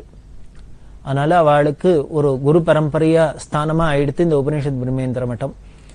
தியாக பிரம்மம் காஞ்சிபுரம் வந்திருக்கார், திருப்பதி போயிருக்கார் அப்படின்லாம் அவரோட சரித்திரம் சொல்றோம். இந்த காஞ்சிபுரம் எல்லாம் வந்தது எதனால அப்படின்னு, இந்த உபனிஷத் பிரம்மேந்திராள் தியாக பிரம்மத்துக்கு லெட்டர் போட்டிருந்தார். பெரிய மோட்சபுரி அதனால காஞ்சிபுரம்ங்கிறது அவசியம் நாம எல்லாரும் தரிசனம் பண்ண வேண்டியது. அதனால நீ வந்துட்டு இங்க வந்து தரிசனம் பண்ணிட்டு போகணும் அப்படி இல்லாம சொல்ல, காஞ்சிக்கு அவசியம் வரணும் அப்படின்னு சொல்லதான் தன்னோட அந்த குரு ஆக்ஞையை ஏத்துன்னு தான் தியாகராஜ சுவாமிகளும் உபனிஷத் இந்த பிரம்மேந்திர மடத்துக்கு வந்து காஞ்சிபுரத்துல வந்து இருந்தார் அப்படின்னு அவரோட சரித்திரம் சொல்றது. அப்படி வந்திருக்கிறதே தான் அம்பாள் மேலெல்லாம் தியாகராஜர் கீர்த்தனை படிக்க, வரதராஜர் மேல பாடி இருக்கார், காமாட்சி மேல பாடி இருக்கார் அப்படிங்கிறது எல்லாருக்கும் தெரியும். பெரியவா சுங்குவார் சத்திரம் அப்படிங்கிற இடத்துல இருந்தா பிரபல எழுத்தாளர், தெய்வத்தின் கூட முதல்லாம் தொகுத்த எழுத்தாளர் ரா கணபதி அண்ணா என்ன பண்ணார், தரிசனத்துக்கு போயிருக்கார். பெரியவாள ஒரு சாயந்தரம் இருக்கும், சாயரட்சிக்கு மேல அஸ்தமிச்சு இவர் தரிசனத்துக்கு போயிருக்கார். போனா ஒன்னும் அதிகமா மடத்துல கூட்டம் இல்லை. பெரியவா ஒரு ஓரத்துல உட்கார்ந்துட்டு இருக்கா, கழுத்துல ஒரு ரோஜா மாலையை போட்டுன்னு உட்கார்ந்துட்டு இருக்கா. எய்த்தாப்புல யாரோ ஒரு பையன் உட்கார்ந்துட்டு ஒரு பாட்டு பாடிட்டு இருக்கு. என்னன்னா, காமாட்சி மேல தியாகபிரம்ம எழுதின விநாயகனு வெலனுபவவை அப்படிங்கிற சாகித்யம் அதை பாடிட்டு இருக்க. பெரியவா கண்ணை மூடிட்டு ரொம்ப ரசிச்சு கேட்டுண்டா. இந்த தரிசனத்துக்கு போன ரா கணபதி இன்னும் கூட யாரோ 2 பேர் போயிருக்கா. இவாளுக்கு ஆச்சரியமா இருந்தது. காரணம், அந்த பையன் பாடுற பாட்டை எப்படி பெரியவா ரசிக்கிறாங்கிறது இவாளுக்கு ஆச்சரியமா இருந்தது. அந்த பாடின பையனுக்கு சங்கீத ஞானம் ஒன்றும் பெருசா இல்லை, அதனால சாகித்யத்தை நல்லா பாடல. அதோட இல்லை, பாஷா ஞானமும் போராத்தினால என்ன பண்ணாரு, இது தெலுங்கு பாட்டா இருக்கிறதுனால தெலுங்கு அவருக்கு தெரியல போல இருக்கு. இனிமே அந்த பாட்டை வார்த்தையை என்னெல்லாம் கொலை பண்ண முடியுமோ அப்படி எல்லாம் விசித்திரமா பாடிட்டு இருக்கார். இப்படி லாங்குவேஜும் தெலுங்கும் சரியா சொல்ல தெரியல, சங்கீதமான நன்னா இருக்கானா அதுவும் சரியா இல்ல. இப்படி ரெண்டும் இல்லாத ரெட்டை கொலை பண்றாப்புல சாகித்யத்தையும் கொலையா இருக்கு, சங்கீதத்தையும் கொலையா இருக்கு. இப்படி ஒருத்தர் பாடுற, ஆனா அதை போய் பெரியவா என்னமோ பெரிய இசை மேதைகள்லாம் கச்சேரி பண்றாப்புல கேட்டுன்னு ரசிச்சுன்னு இருக்காளே அப்படின்னு ஆச்சரியமா இருந்தது. கணபதியை தான் சொல்லுவார். அதாவது பெரியவாளோட ரசிகத்தன்மைக்கு அப்படிங்கிறத பெரியவா எதை ரசிப்பா என்னங்கிறது நம்மளால கண்டே பிடிக்க முடியாது, அனுமானமே பண்ண முடியாது. அதை போல எல்லாம் ரசிச்சு கேட்டுண்டா. எல்லாம் முடிஞ்சுது. முடிஞ்சோடனே கணபதியை பார்த்தா, நீ எப்போ வந்தேன்னா பாடிட்டு இருக்கிறதே அந்த பையன் பாண்டுக்கிறதே வந்து அப்படின்னு. அந்த பையன்கிட்ட கேட்டா, நீ இப்ப பாடினியே இது என்ன பாஷை அப்படின்னு கேட்டா. உடனே அந்த பையன் தெலுங்கு அப்படின்னு. உடனே பெரியவா சிரிச்சுட்டே, ஓ தெலுங்கா, நான் ஏதோ அபூர்வமான பாஷையாக்கும்னு நினைச்சிருந்தேன் அப்படின்னு. இது சொன்னோடனே அந்த பையன் சொன்ன, எல்லாம் பெரியவா அனுகிரகம் அப்படின்னு. இது எதுக்கு அப்படின்னா, அந்த பையன் எவ்வளவு இன்னசென்டா இருந்திருக்கார், பரமார்த்தியா இருந்திருக்காருங்கிறதுக்கு இதுலயும் தெரியுது. இது ரா கணபதிக்கு ஆச்சரியமா இருந்தது. பெரியவா கிண்டல் பண்றா, என்ன பாஷையில பாடின அப்படின்னு கேட்கறதையே அதை தெலுங்குன்னு புரிஞ்சுக்காத அளவுக்கு அவர் பாடினான்னு தானே அர்த்தமா இருது. இதை பெரியவா இன்டைரக்டா அப்படி சொல்றா. ஆனா அந்த குழந்தை என்னன்னா அதை புரிஞ்சுக்காத, எல்லாம் பெரியவா அனுகிரகம்னு சொல்றதே அப்படின்னு ஒரு ஆச்சரியமா இருந்தது, பரமார்த்தியா இருக்கே அப்படின்னு. உடனே இது என்ன சுவாமி மேல பாட்டு அப்படின்னாரு. மேல அப்படின்னு. காமாட்சி மேலையா, அதனால பிள்ளையார் மேல இல்லையோ அப்படின்னு. இப்படி பெரியவா சந்தேகத்தை கிளப்பினோன்னா அந்த பையனுக்கு பாவம் என்ன பண்ணார், தெரியல, இது காமாட்சி மேலன்னு தான் சொன்னா, அதனால பாடுறேன் அப்படின்னு. உடனே பெரியவா கிட்ட, அது சரி காமாட்சி மேல பாட்டை எங்கிட்ட பாடுற அப்படின்னு. இல்ல பெரியவா தானே காமாட்சி, அதனால பெரியவாளுக்கு முன்னால பாடணும்னு ஆசையானது பாடினேன் அப்படின்னு. எப்படி இருந்தது அப்படின்னு கேட்டார். உடனே அந்த பையன் கேட்டான். உடனே பெரியவா உடனே சொல்றான், எனக்கு நன்னா இருந்தது, உனக்கு அதானே வேணும் அப்படின்னு. அந்த பையன், பெரியவாளுக்கு திருப்தி ஆயிடுத்துனா போறவேதா, அதனால பெரியவாளுக்கு நன்னா இருந்தா போறோம் போறோம் போறோம் அப்படின்னு. இது எதுக்காகன்னா, கேட்டு இன்னொருத்தர் கேட்டு கணபதிக்கு என்ன நினைச்சுட்டு இருக்காரு, இந்த பையன் ஏன் இப்படி பாடுறான்னு நினைச்சுட்டு இருக்காரு. ஆனா கேட்ட பெரியவாளுக்கு எப்படி இருந்தது, எனக்கு நன்னா இருந்தது, உனக்கு அதானே வேணும் அப்படி சொன்னா. கணபதி பார்த்தார், சரி இந்த பையனுக்கும் இந்த பாட்டுக்கும் பெரியவாளுக்கும் ஏதோ பெரிய விஷயம் இருக்கு, அதனால இதுல முக்கியமான சில ரகசியங்கள் இருக்கு, அதை நமக்கு இன்னைக்கு பெரியவா உணர்த்த போறா, அதுக்காக தான் இப்படி ஒரு அனுகிரகம் அப்படின்னு நினைச்சுன்னு இவர் பிசாத இருக்கார். உடனே பெரியவா கணபதி கிட்ட, சரி தியாகபிரம்மம் காஞ்சிபுரம் வந்ததெல்லாம் உனக்கு கதையெல்லாம் தெரியும் இல்லையோ, தெரியும் சொன்ன.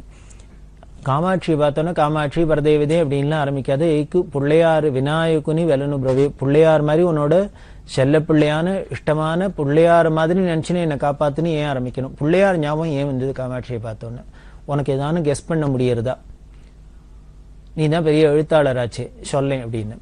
அவர் சொன்னார், இல்ல அகிலாண்டேஸ்வரி ஆச்சாரியால் தாடங்க பிரஷ்ட பண்ணிட்டும் தன்னோட புள்ளை முகத்தை பார்த்துட்டு சாந்தமா இருக்கணும் திருவானைக்காவில் அகிலாண்டேஸ்வரருக்கு முன்னால கணபதி எல்லாம் பிரஷ்ட பண்ணியிருக்காரு. அதே மாதிரி இங்கேயும் காஞ்சிபுரத்திலையும் காமாட்சினே அம்பாளுக்கே பிள்ளையார் தான் பிடிக்கும்ங்கிறதுனால அதை தியாக பிரம்மத்துக்கு ஞாபகம் வந்திருக்கும், அதனால வச்சுன்னு பாடியிருக்கலாம்னு. உடனே பெரியவா சொல்றா, எங்கேயோ அகிலாண்டேஸ்வரிக்கு முன்னால பிள்ளையார வச்சதுக்கு இங்க காஞ்சிபுரத்துல வந்து காமாட்சியை பார்த்தோன்னா தியாக பிரம்மத்துக்கு ஞாபகம் வருவானே, அதனால எல்லாம் இல்ல. இதுக்கு பேர் துண்டீர கஷேத்திரம்னு பேரு. இந்த துண்டீர ராஜாங்கிறவர் மகா கணபதியோட அம்சம்லாம் புராணம் எல்லாம் சொல்றது. அதனால அப்படின்னாலே க்ஷேத்திரமே கணபதி க்ஷேத்திரம். அதே மாதிரி காஞ்சிபுரத்துல வேற எந்த சிவன் கோவிலையும் அம்பாள் சன்னதி கிடையாது, காமாட்சி மட்டும்தான் அங்க அம்பாள். அதே மாதிரி காமாட்சி கோவில்ல சிவசன்னதி கிடையாது. எல்லா கோவிலையும் சுவாமி அம்பாள்னு சேர்ந்து தான் இருப்பா. இங்க காஞ்சிபுரத்துல மட்டும் சிவன் கோவில் அம்பாள் கிடையாது, அம்பாள் கோவில்ல சிவன் கிடையாது. அப்படி இல்லாம சொல்லி இப்படி இருக்கிற காமாட்சிக்கு ஆனா சிவனுக்கு தன்னோட பதியான பரமேஸ்வரனுக்கு தன்னோட கோவில்ல இடம் கொடுக்கலன்னா கூட பிள்ளையாருக்கு மட்டும் எத்தனை சன்னதி இருக்குன்னு லிஸ்ட் போட்டா. உள்ளுக்குள்ள நுழைஞ்சா சிந்தூர கணபதியிலேருந்து ஆரம்பிச்சா இங்க கணபதி அங்க கணபதி இங்க கணபதி எல்லாத்தையும் பார்த்துன்னு கடைசியில வெளியில வரத்தையும் பார்த்தேன்னா அந்த ஜெயஸ்தம்பத்துக்கு பக்கத்துல பிள்ளையார் இருப்பார், அவரை பார்த்துட்டு தான் வெளியில வரணும் அப்படின்லாம் ஒரு சம்பிரதாயம் இருக்கு. இதெல்லாம் ஐயர்வாள் பார்த்திருப்பார். அதனால தன்னோட பதியான பரமேஸ்வரனை கூட பக்கத்துல வச்சுக்கலன்னா கூட வேற யாரையும் கூட வச்சுக்கலன்னா கூட காமாட்சி என்னமோ தன்னை சுத்தி இத்தனை பிள்ளையார வச்சுட்டு இருக்கா, அதனால பிள்ளையார்னா தான் இவளுக்கு இஷ்ட குழந்தை போல இருக்கு அப்படின்னு அவருக்கு தோணி இருக்கும். க்ஷேத்திரம் வேற மகாகணபதி க்ஷேத்திரமா துண்டீர மண்டலமா இருக்கிறதுனால அந்த பிள்ளையார போல நீ நினைச்சுண்டு அனுகிரகம் பண்ணுமா அப்படின்னு அவர் எழுதியிருக்கலாம். இதுதானே சரியா இருக்கும் அப்படின்னு. உடனே கணபதி சொல்றா, உங்களை மாதிரிலாம் நான் பெரிய எழுத்தாளர்லேன்னு கற்பனை எல்லாம் தெரியாது, இருந்தாலும் எனக்கு தெரிஞ்சதை அனுமானம் பண்ணி சொல்றேன், இப்படிதானே இருக்கலாம் அப்படின்னு. அது கணபதி சொல்ல, இப்படிதான் இருக்கலாம் இல்லை, நாமெல்லாம் ஆராய்ச்சி பண்றதெல்லாம் ஏதோ கொடுக்குற கிடைச்ச குழுவை வச்சுன்னு நாமளாவே புத்திபூர்வமா அதுங்கிறது. ஆனா பெரியவா பண்றது அனுமானம் இல்லை, அது திரிசத்தியம். அந்தப்போ அத்தனை வருஷத்துக்கு முன்னாலே என்ன நடந்ததோ அப்போ அதை சாட்சி பூதமா பார்த்துட்டு பரமாத்ம ஸ்வரூபமா இருக்கிறதுனால இவாளால அதை அப்படியே வர்ணிக்க முடியறாப்புல சொன்னது. இதை பெரியவா அப்படியே வர்ணிச்சுட்டு அப்புறம் சொல்றா, இந்த பையனை பத்தி சொன்னா, இவன் பக்கத்துல வேலூர்கிட்ட ஒரு இடத்துல ஒரு ஏதோ ஹோட்டல்ல உத்தியோகமா இருக்கான், பார்த்துட்டு இருக்கான். ஒன்னும் படிப்பு இல்ல, வயசான தாயார் இருக்கா, கஷ்டப்படுற குடும்பம், அப்பா இல்ல. அந்த ஹோட்டல்ல வேலை செஞ்சுன்னு இருக்கிறதே இவனுக்கு யாரோ ஏதோ சொல்லிட்டா, நான் தான் காமாட்சின்னு என்னை பத்தி அவன்கிட்ட சொல்லிட்டா. அதனால அவனுக்கு அதுலேருந்து என்னை பார்க்கணும்னு ஆசை. ஆனா வந்து பஸ் செலவழிச்சுன்னு வந்து பார்த்துட்டு போறதுக்கு கையில வசதி இல்லை. இருந்தாலும் இந்த ஆசையில என்ன பண்ணா, கிடைக்கிற சம்பளத்துல அம்மாக்கையும் காப்பாத்தினி இவனும் ஜீவனம் பண்ணிட்டு அதுல ஏதோ 8 நாள் 4 நாள் சேர்த்து இன்னைக்கு தான் ஏதோ 5 ரூபா 10 ரூபா சேர்ந்துருக்கு. அதுல ஒரு மாலையும் வாங்கி எடுத்துட்டு இங்க வந்திருக்கான். வந்தவன் என்னை பார்த்து இந்த பாட்டை பாடிட்டு போகணும்னு வந்திருக்கான். இவனுக்கு சங்கீதத்துல எப்படி ருச்சி இருந்ததுன்னா, இந்த ஹோட்டல்ல வேலை செஞ்சதுனால இந்த கால வேளையில ரேடியோல பொறுத்தே இல்லை சங்கீதம்லாம் வரும். அதை கேட்டு ஒரு இசையில ஒரு ருச்சி வந்திருக்கு. ஆனா ஒன்னும் பாட்டுக்கிட்டு கத்துக்கிறதுக்கெல்லாம் வசதி இல்லை. அப்படி இருக்கிறதே இந்த பாட்டை கேட்டு விநாயகனை ஏதோ யாரோ பாடுறத கேட்டு அதை என்னமோ பண்ணிட்டு ஒரு வழியா தயார் பண்ணி என் இதற்கு வந்து பாடணும், நான் காமாட்சின்னு எனக்கு அர்ப்பணம் பண்ணணும்னு வந்து பண்ணியிருக்கான் அப்படின்லாம் சொன்னான். இதை கேட்டோன்னு கணபதிக்கு ரொம்ப மனசு உரியுது. ஆஹா, என்ன ஒரு பக்தி பாவம். ஒரு சாப்பாட்டுக்கு இல்லைன்னா கூட அதுல 8 நாள் 4 நாள் சேர்த்து பெரியவாளை சாட்சாத் காமாட்சின்னு மனசுல உறுதியா வாங்கிட்டு பெரியவாளுக்கு முன்னால இந்த தியாகராஜ கிருத்தியை பாடி எப்படி தியாக பிரம்மம் காமாட்சிக்கு முன்னால பாடினாரோ அதே மாதிரி இங்க வந்து பெரியவா பிரத்யக்ஷ காமாட்சியான பெரியவாளுக்கு முன்னால பாடணும்னு ஆசைப்பட்டு பாடியிருக்காரு. அப்படின்னு அந்த பையன் மேல அபரிமிதமான பிரியம் ஏற்பட்டது. பாக்கியம்னா பாக்கியம், பெரியவாளோட அனுகிரகம் இதுக்கு மேலேயே கிடைக்கணும் ஒருத்தருக்கு. உடனே பெரியவா சொன்னா, போய் சந்திரமௌலீஸ்வரர் தரிசனம் பண்ணிட்டு பிரசாதம் தரேன், உனக்கு பஸ்ஸுக்கு லேட் ஆயிடும் அப்படின்னு சொன்னான். லாஸ்ட் பஸ் போயிட போறதுன்னு.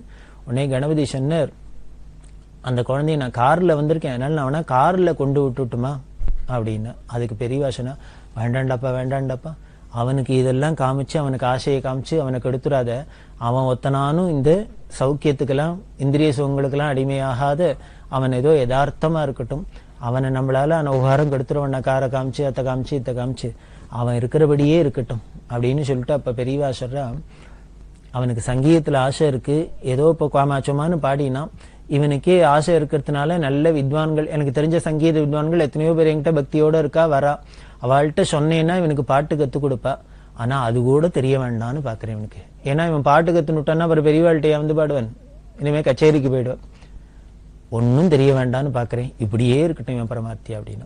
இதுலேருந்து என்ன தெரியுதுன்னு, எவ்வளவுக்கு அவ்வளவு நாம ஒன்றும் தெரியாத சாதுவா இருக்குமோ பரமார்த்தியா இருக்குமோ அவ்வளவுக்கு அளவு பெரியவா நம்மள்கிட்ட பிரியமா இருக்கா, நமக்கும் பக்தி ஸ்ரத்தை இருக்குன்னு தெரியறது. இப்படித்தான் இந்த உபனிஷத் பிரம்மேந்திரால்னோடனே இது இத்தனையும் ஞாபகம் வந்தது. அப்படி இருக்கிற பெரியவா இன்னும் என்னென்ன பிரபாவங்கிறத தொடர்ந்து பார்ப்பார். பெரியவா சரணம். இந்நிகழ்ச்சியின் அடுத்த பகுதி நாளை மாலை இதே நேரத்தில் ஒளிபரப்பாகும். பெரியவா சரணம். பெரியவா சரணம். அடுத்த நிகழ்ச்சி திருவாசக இன்னிசை.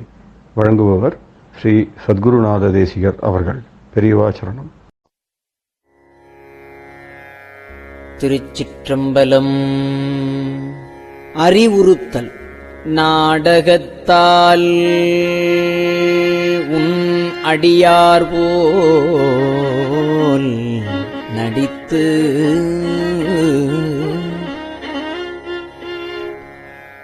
நான் நடுவே வீடகத்தே புகுந்திடுவான்.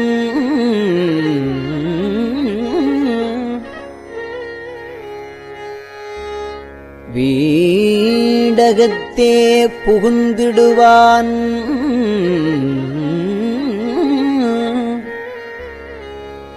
மிகப் பெரிதும் விரைகின்றேன்.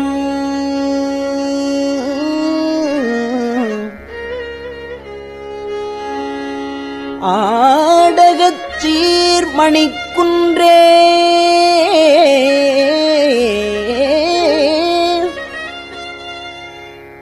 இடையரா அன்பு உனக்கு. ஆடகச் சீரு மணிக்குன்றே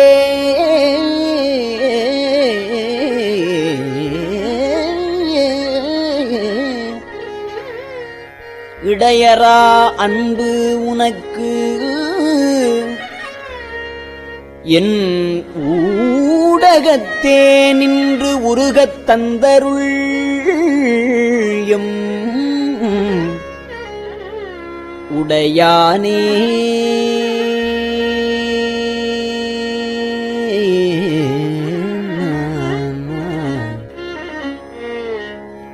யானேதும் பிறப்பு அஞ்சேன் இறப்பதனுக்கு என் கடவேன். வானேயும் பெரில் வேண்டேன் மண்ணாழ்வான் மதித்துமிரேன்.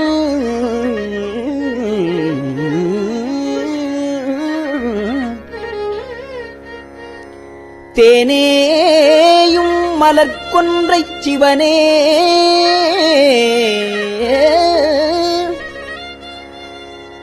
எம்பெருமான் எம்மானே உன் அருள் பெருநாள் என்று என்றே.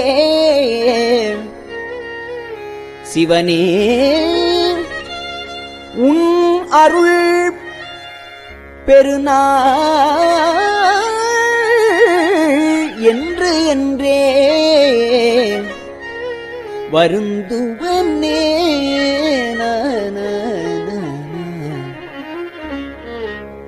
வருந்துவன்னின் மலர்பாதம் அவை காண்பான் நாயடியேன்.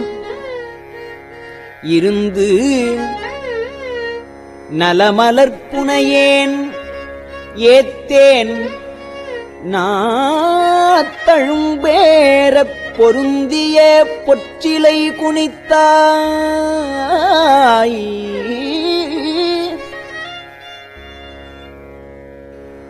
அருளமுதம் புரியாயேல் வருந்துவன் நல் தமியேன் மற்று என்னே.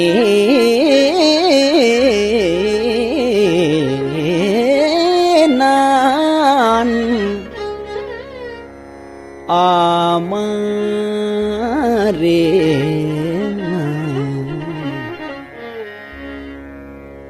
ஆமாறு உன் திருவடிக்கே அகங்குழையேன் அன்புருகேன் பூமாலை புனைந்து ஏத்தேன்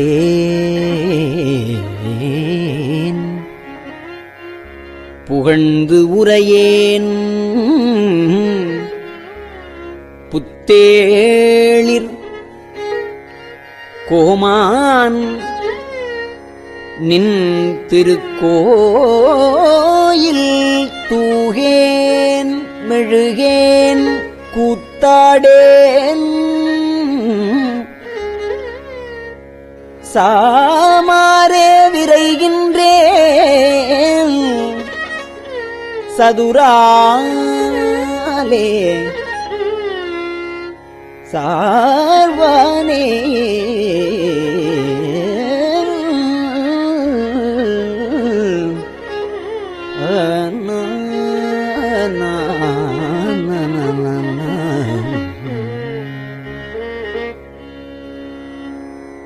வானாகி மண்ணாகி வழியாகி ஒளியாகி வானாகி மண்ணாகி வழியாகி ஒளியாகி ஊனாகி உயிராகி உண்மையுமாய் இன்மையுமாய் வானாகி மண்ணாகி வழியாகி ஒளியாகி ஊனாகி உயிராகி உண்மையுமாய் இன்மையுமாய் போனாகி யான் எனதென்று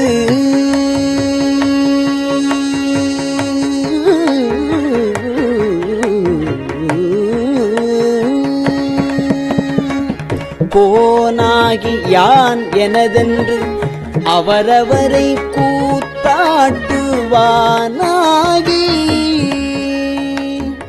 கூத்தாட்டுவானாகி கூத்தாட்டுவானாகி அவரவரை கூத்தாட்டுவானாகி நின்றாயை என் சொல்லி வாழ்த்துவனே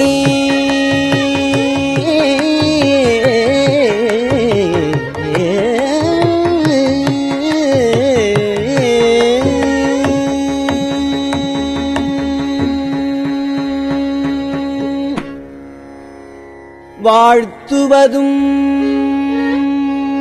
வானவர்கள் தாம் வாழ்வான் மனநின்பால் தாழ்த்துவதும் தாம் உயர்ந்து தம்மை எல்லாம் தொழ வேண்டி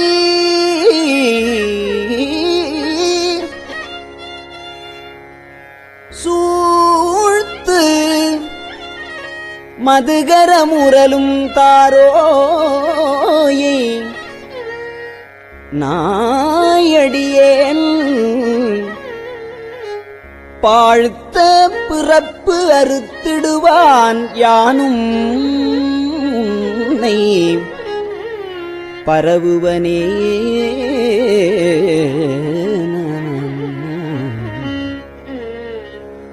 பரவுவார் இம்மையோர்கள் பாடுவன நால் வேதம் பரவுவார் இம்மையோர்கள் பாடுவன நால் வேதம் புரவுவார் குழல் மடவாள் கூருடையாள் ஒரு பாகம் பரவுவார் இம்மையோர்கள் பாடுவன நால் வேதம் குரவுவார் குழல் மடவாள் கூருடையாள் ஒரு பாகம் விரவுவார் மெய்யன்பின் விரவுவார் மெய்யன்பின் அடியார்கள் மேன்மேலும் அறவுவார் கழல் இணைகள் காண்பாரோ அறியானே அறவுவார் கழல் இணைகள் காண்பாரோ அறியானே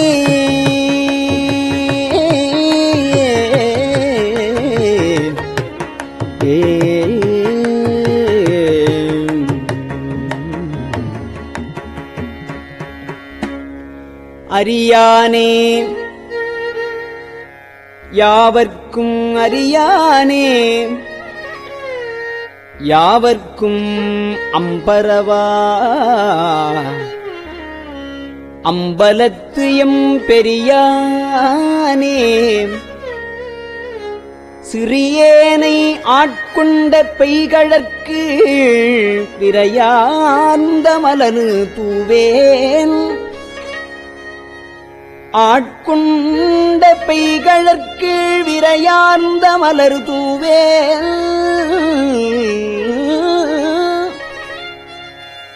ஆட்கொண்ட பெய்கழற்கு விரையார்ந்த மலர் தூவே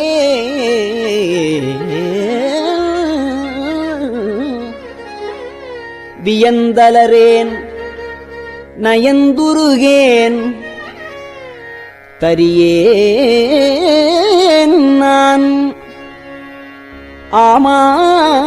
ஆமாறு என் சாவேன் நான் சாவேனே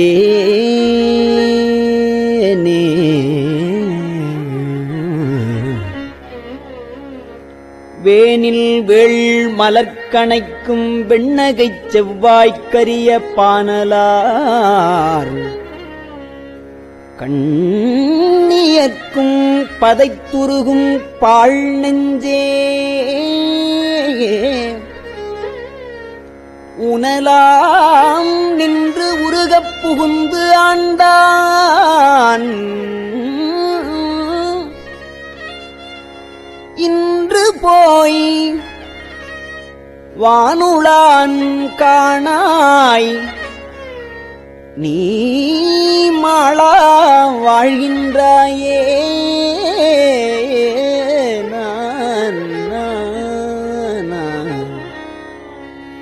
வாழ்கின்றாய் வாழாத நெஞ்சமே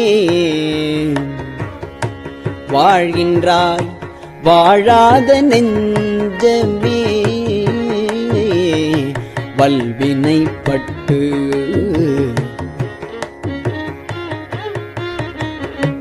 வாழ்கின்றாய் வாழாத நெஞ்சமே வல்வினைப்பட்டு ஆழ்கின்றாய் ஆழாமற் காப்பானையே தாதே ஆழ்கின்றாய் ஆழாமற் காப்பானை ஏத்தாதே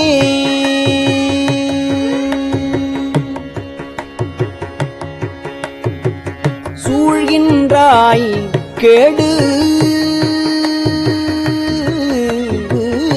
சூழ்கின்றாய் கேடு உனக்கு சொல்கின்றேன் பல்காலும் சூழ்கின்றாய் கேடுனக்கு சொல்கின்றேன் பல்காலும் வீழ்கின்றாய் நீ பல்காலும் வீழ்கின்றாய் நீ அவலக்கடலாய வெள்ளத்தே வீழ்கின்றாய் நீ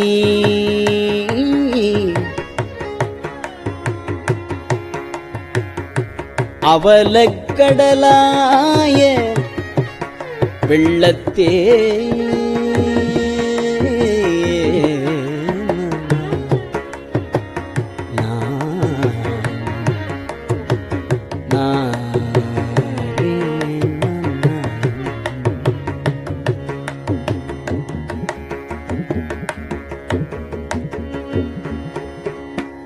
திருச்சிற்றம்பலம்.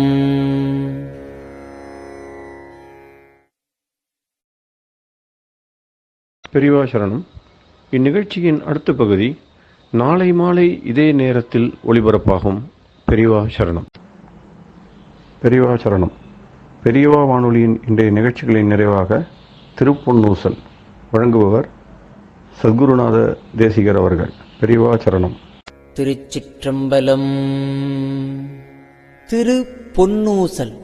தெங்குலவு சோலை திரு உத்தர கோசமங்கை தெங்குலவு சோலை திரு உத்தர கோசமங்கை தங்குலவு சோதி தனியுருவம் வந்தருளி எங்கள் பிறப்பறுத்திட்டு எந்தரமும் ஆட்கொள்வான் பங்குலவு கோதையும் தானும் பணி கொண்ட கொங்குலவு கொன்றை சடையான் குணம் பரவி பொங்குலவு பூன்முலையே பொன்னூசலாடாமோ பொங்குலவு கொன்றை சடையான் குணம் பரவி பொங்குலவு பூன்முலையே பொன்னூசலாடாமோ பொங்குலவு பூன்முலையே பொன்னூசல் ஆடாமோ.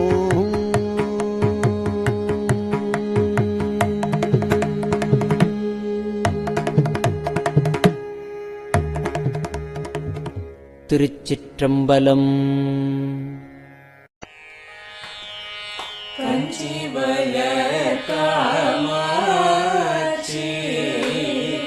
தன் குழந்தாய் சங்கரரே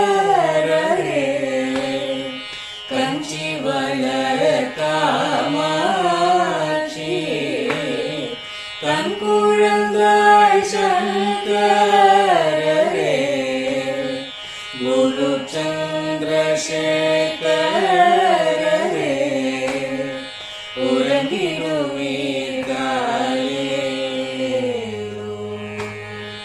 உறங்கிடுவீர்களே.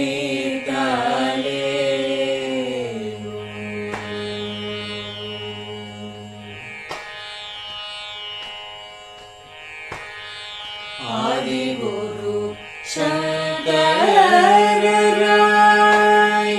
அன்றொரு நாள் வந்தவரே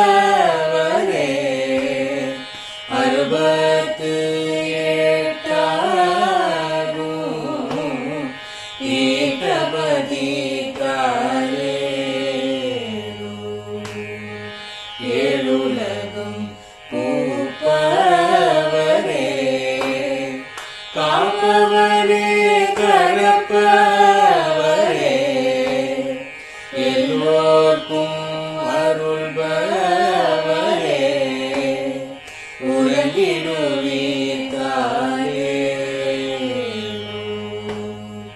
அயனுடனே மாலவனோ தேடிய பொற்பதத்தவரே அருமறைகள் சாற்றும் முயல் மலர்பதமே காலே முக்தி நிலை எய்திடவே சக்தி தரும் சத்குருவே முக்தி நிலை எய்திடவே சக்தி தரும் சத்குருவே நித்தமெங்கள் நாவீசையில் நித்திரை கொள்தாளே நித்தமெங்கள் நாவீசையில் நித்திரை கொள்தாளே நித்தமெங்கள் நாவீசையில் நித்திரை கொள்தாளே.